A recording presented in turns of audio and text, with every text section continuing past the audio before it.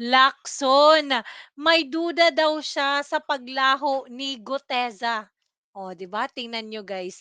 Makikita mo talaga kung sinong protector ni Martin Romualdez at saka ni BBM sa mga pangyayari diyan talaga sa gobyerno natin. Kasi imagine mo, inuuna pa nila yung pagtatago, yung affidavit. Eh sino ba namang hindi magtatago? Eh ano 'yan eh. Grabe ang sobrang alam mo yung lakas talaga ng ano niya, testimony niya, eh, siya ba naman yung nagdadala ng pera mismo sa bahay ni Martin Romualdez, eh, hindi ba niya isu-sure yung buhay niya? Naku talaga mga 'to, ewan ko na lang talaga guys. Pero yung testimony, yung affidavit, yung laman ng affidavit ni Gutesa hindi man lang nila tinanong, oh, 'di ba? 'Di ba, umalis kaagad siya. Ewan ko talaga dito. So, ibig sabihin wala siyang pakialam, 'no? Wala siyang pakialam sa testimony na dinala ni Marcoleta. Oh, eto guys, panoorin natin.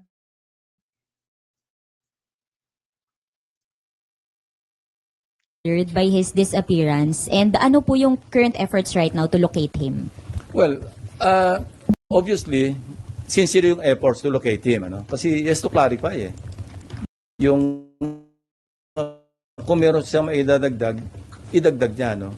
So, importante yung kanyang presence kung meron siya maidadagdag pa sa kanyang nauna ng pinahayag. No?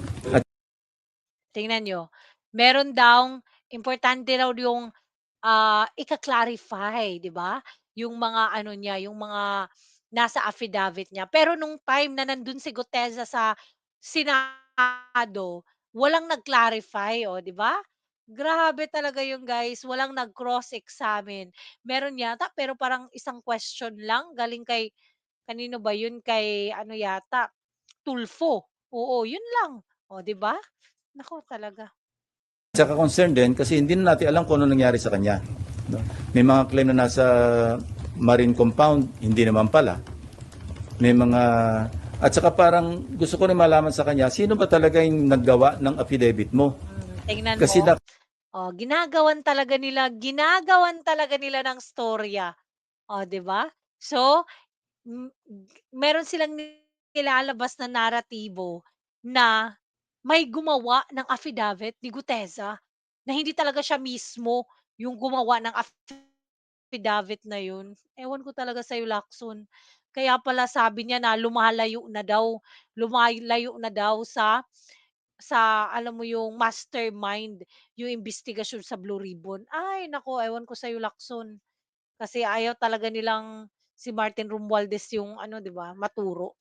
nakita ko yung interview ni dating Congressman Mike Defensor, katulong sila eh. Sinasabi niya na they help Gutesa draft his affidavit.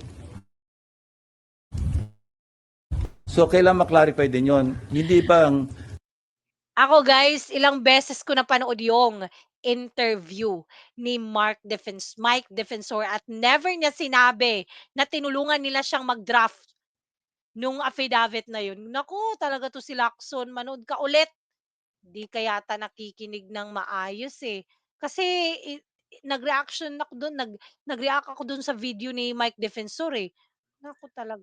sariling sariling gawa ni Gutesa yung affidavit? Kung hindi niya sarili, sino yung mga tumulong sa kanya na maggawa ng affidavit? Grabe talaga. Ano po yung basa or tingin nyo, analysis nyo dun sa situation? Is he hiding or meron po bang nagtatago sa kanya? Hindi ko alam. Yung guess mo is as good as mine, ano? Kasi wala nga 'Di ba? Paulit-ulit talaga yung sinasabi niya, "Your guess is as good as mine."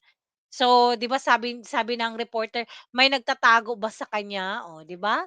So, ibig sabihin niya, yes, pinapahiwatig niyang yes kasi, "Your guess is as good as mine." Naku talaga 'to si Lacson, guys. Ewan ko na lang talaga. nakakalam, tahimik na tahimik. Alam nyo, ganito lang yan, ano? Kung ang hangad mo, mag-prosecute talaga, Ewan ko na lang talaga kung hangad mo mag-prosecute talaga. makapagpakonvict talaga, dapat hindi siya nawawala. Kasi ang pwede lang mag-prosecute sa kanya, DOJ or Ombudsman. Hindi siya mahanap ng DOJ. hindi siya mahanap ng ombudsman. Kung ang intention mo ay magpropaganda lang, diyan ka sa Blue Ribbon at mawala ka na. Kasi yun lang eh. Sa ngayon, So, 'di ibig ba, sabihin niya, nagpropaganda lang yung mga ginawa ni Guteza, guys. O, 'di ba? So, alam niyo na kung sinong protector ni Martin Romualdez. O, 'di ba?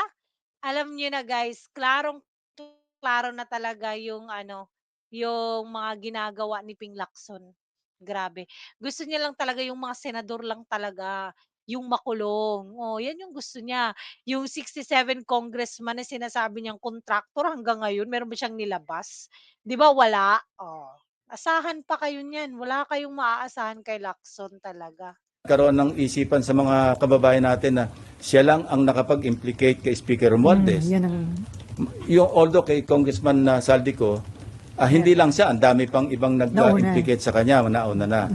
Pero ang importante rito, in-implicate niya si dating Speaker Romualdez at nag-iisa siya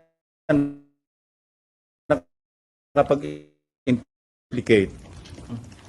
Logical conclusion, which is to prosecute and convict former Speaker Romualdez, dapat nandito siya.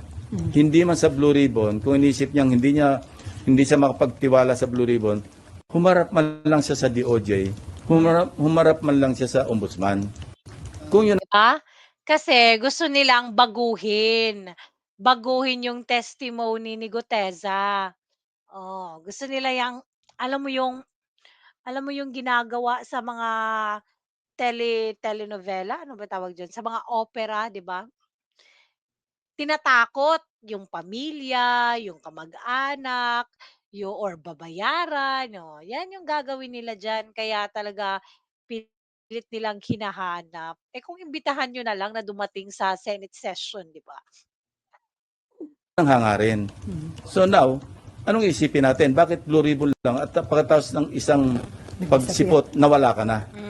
So sir, hindi niyo ba tatanungin si Mike Defensor considering na siya ang nagbigay kay Marcoleta? Yun nga, papadala namin yung subpoena through the office of Senator Marcoleta. No? Oh, 'di ba? Wala pa nga pala kayong sabpina, eh. Tingnan mo, daming daldal, wala pa palang sabpina. Eh, kung may sabpina na 'yan, darating talaga 'yan sa Blue Ribbon. Naku, ayaw niya lang pumunta sa DOJ, sa ombudsman, kasi alam niya yung kalakaran niyo. Naku talaga, hindi niyo na mabobola yung mga tao. Alam na namin kayo talaga yung nagpo-protect sa kasi guys 'pag na-link talaga kay Martin Romualdez 'tong lahat ng 'to, siyempre kasali yan yung pangulo, ano pa ba, 'di ba? Kaya guys, anong masasabi niyo dito? Don't forget to comment down below kung anong masasabi niyo. Have a great day everyone. Excited na ba kayo sa bukas, 'di ba, may Blue Ribbon hearing yata bukas or parang ano lang yata, eh, parang plenary session lang yata bukas. Basta abangan natin bukas, guys.